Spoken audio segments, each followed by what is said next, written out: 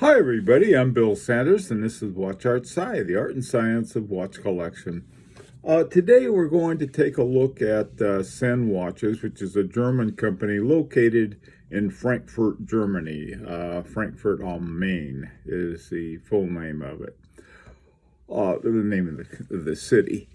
Anyway, the first thing I want to say about Sinn is that Sinn's movements are generally ETA, including Valju and some of I don't know if they have any Unitas or not, but they're generally ETA movements.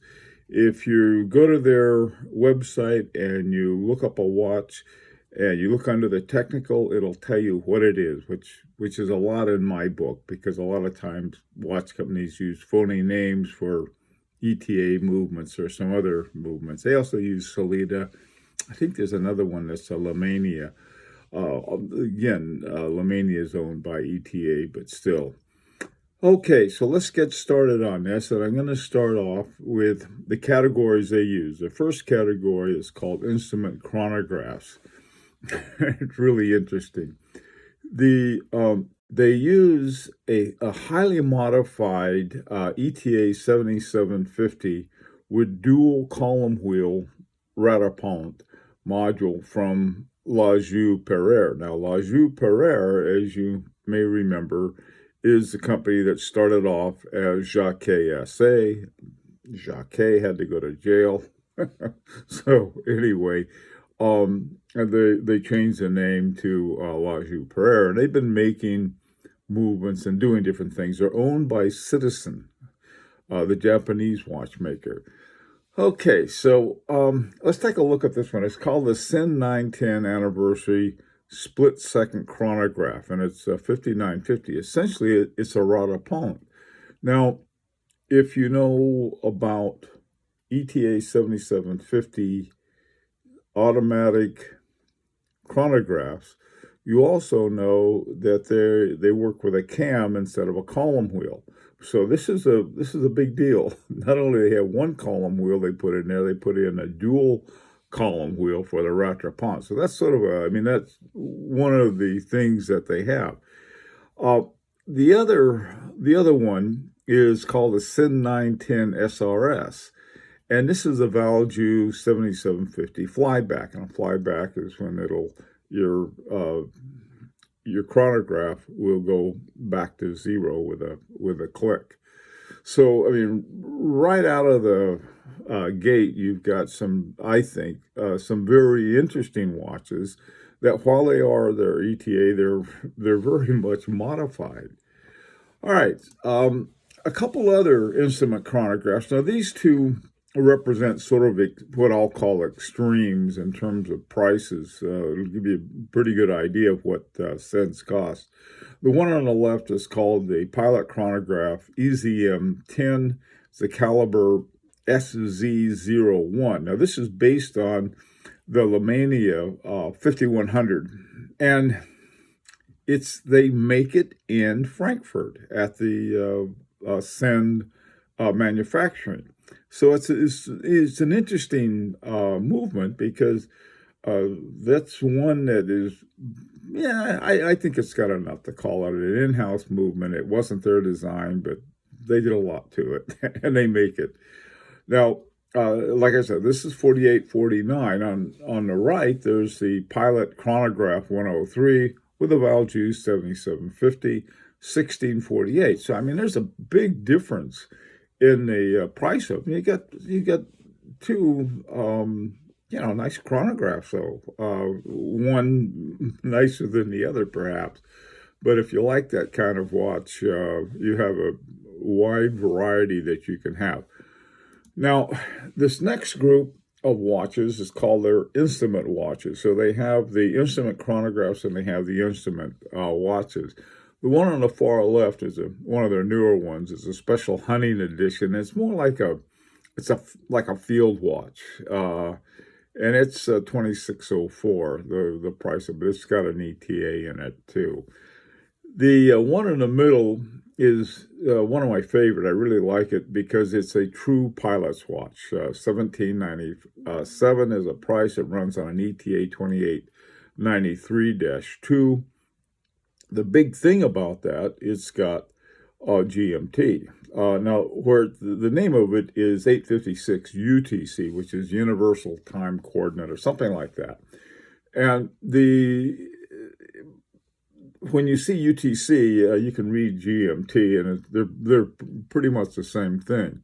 So that's it's a real pilot's watch. Now, it was found by a guy named Sinn, who he died. He was 101 a few years ago, and he was a pilot. They talk about him teaching blind flying. Well, in the U.S., they call that the instrument flying, where you fly under what they call under the hood. When I got my instrument rating, I spent all of my time just looking at the instrument. I couldn't see out the window, so that's sort of cool. Now, the one on the far right reminds me so much of a Singer Reimagined that just sort of the color combination, the way the dial is laid out. But it's really interesting. It was designed for the Air Rescue Service, and it has a 2836-2 ETA movement in it. But one of the functions they added to it was that it measures the heart rate. So it's a true medical watch in that sense. Okay, now these next two are a couple divers. I love their divers. They're probably like most people who have them are probably desk divers, if compared to what people who like divers. And the one on the left is runs on an ETA 2892-2. It's called a Diver U2, and it's 3312. It has a great deal of information on it. It looks like it's ready to go. I mean, and by that I mean it's the kind of materials that you would actually use for diving. And, a lot of times you see these things made of, stainless steel and gold. Maybe not so much, but these, especially the U2. Now, the one on the right is really, I don't know, I got a kick out of it. It's called the Diving Watch U1B. The case is made from German submarine steel, and I don't know where they get it. It has a Salida SW 201 in it. Costs $2,029. The reason I could just see some guy going to work whose job is making submarines for the Germans. There's a big hunk of metal cut out of it. Somebody said, "Oh, we needed that for our watches." No, they probably have the same steel source that the subs that they're making have. These next two are the Frankfurt Financial District Watch. And these are, I saw this, it has 3 time zones. How do they do 3 time zones? And it took me a while to figure it out. I read all of their documentation on it. And the way they do it is pretty cool. Now, you may ask yourself, what do you need 3 time zones for? Well, when you look at the position of Germany and you look at Frankfurt, you got another time zone to the east toward Eastern Europe, and then to the west toward England. You have another time zone, and then, of course, a German time zone. So 3 time zones really makes a lot of sense. The main dial, is the first time zone. The arrow hand is the second time zone.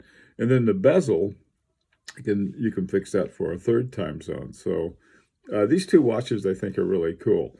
One is called the 6060 FAZ. It's called the Frankfurt World Time Watch, which is interesting because they call it a world time watch, but they don't have the city names like usually that you'll see on a world time. And this is $3,069. The one on the right is the Sinn 6000, and this was one of their original ones that they're very proud of. And you have a chronograph as well as the triple time zones, called the Sinn 6000 Finan Plotzer. Sorry, I said that wrong, probably, but bear with me. This one is $4,000.58. Now, these next 2 are the classics. and I like them both. The one on the left is called the 1746 High Mat. It's got an ETA 2892A2 in it, and it sells for 2204. It's a really nice looking watch. I mean, for a dress watch, I think it's a good looking one. It has a sort of like a diamond pattern guilloche in the middle. Nice clean lines on it. A nice looking watch. The one on the right, this one is pretty new, and they have a porcelain dial on it, and they have different scenes of Frankfurt. It has a ETA 2892. I couldn't find a price on it. I looked all over the place, and I think what it is, they have different prices for different images that they have. Some cost more than others. I'm not sure. All right, now this watch, the ladies' watch, these are nice watches. I don't know why I get a kick out of it, though, but usually for women's watches, they'll have something perhaps a little more romantic in the naming, but not these. The names. The one on the left is, of course, with a mother of pearl and a gold bezel on it. It's a nice looking watch, and it's called the 434 STGG Mother of Pearl W. I don't know. It's nothing romantic about it. It's, of course, 1752. It's a good watch, but it's the name of it. I would like the 434. All right. The one on the right is one I really like. It's got an ETA 2671. I wasn't familiar with that designation, that caliber. It's an automatic watch. It's 1978. And again, it's got those romantic names, model 243 TI Mother of Pearl W. Okay. The final watch that I want to talk about, back, I think it was in the 80s, perhaps as early as the 70s, the German Air Force needed a watch. And so they made a deal with Heuer. This was before it became Tag Heuer. And so what they were going to do is that the guys in the Air Force, the German Air Force, were going to get a watch and then just use it. And when it needed service, they were going to send it to another watch company. They're going to send it to Sinn. Now, I don't know why they just didn't have Sinn make it from the originally, but for some reason they said, okay, Heuer is going to make it, which is a Swiss company, and then Sinn is going to service. Well, what came out of this was one of the most interesting watches around, and I'd love to get my hands on one. And it's called a Sinn-dialed Heuer Bundeswehr. And what happened was that with some of the watches, I think later on, perhaps most of them, when the Heuers were returned after they'd been serviced, they had the Sinn dial on it. And you can tell, I mean, if you look closer, you can see the fonts are a little different and a few other things. But it's essentially the Heuer watch.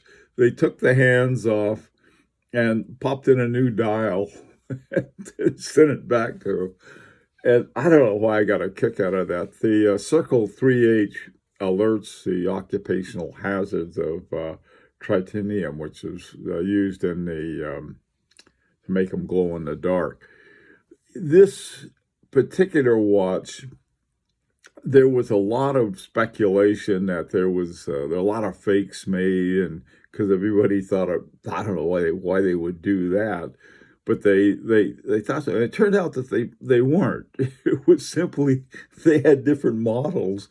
I mean, Sinn would, I guess, have different people working on the dials that went on, and they weren't all exactly the same. So you could have a lot of variations in the Sinn dials that were returned.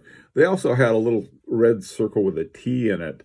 I don't know if that was only Heuer or send them back if they had a T. I'm not sure exactly how they did it, but this is sort of is a very interesting watch. Anyway, really like to hear your feedback on this, what you think. And yeah, if you have a Sinn watch, I'd like to get your feedback and tell me what you think of it, how you like it, how does it look, how does it hold up, and everything. Okay, tomorrow, Saturday, we'll have our streaming video that we can talk, and then on Sunday we'll have another review. And whenever we'll have these little vest pocket ones pop up. Till then, Bill Sanders for Watch Outside, the Art and Science of Watch Collection.